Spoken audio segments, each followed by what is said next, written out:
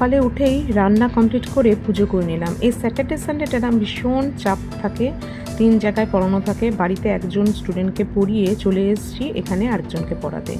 এখান থেকে চলে যাব ভদ্রেশ্বর। এখন দুপুরবেলায় এতটা রোদ, সাংঘাতিক গরম, বালি স্টেশন পুরো ধুধু ফাঁকা। শনিবার রবিবার তো কোনো লোক অত থাকে না।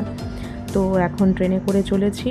প্রায় 4:30 বেজে গেল, ভদ্রেশ্বরে নামলাম। বাড়িতে এসে দেখি আমার পাহারাদাররা তো পাহারা দিচ্ছে আমার বাড়ি।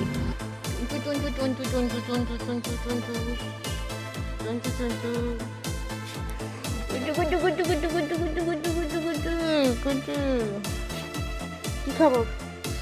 কি খবর? ভালো আছো? আজকে সারাদিনের ক্লান্তি আমার এক মুহূর্তে একটা ঘটনায় কেটে গেল।